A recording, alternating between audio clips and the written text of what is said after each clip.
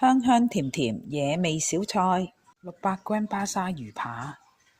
魚尾每面切幾刀，1茶匙鹽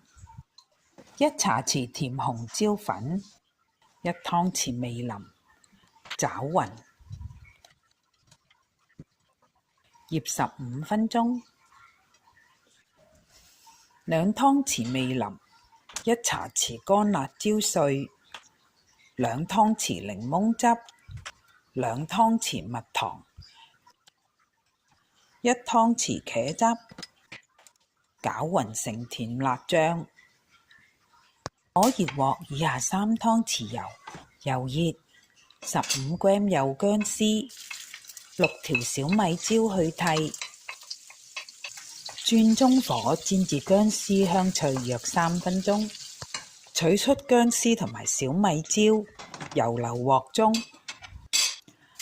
中火煎醃好嘅魚扒，每面2分鐘，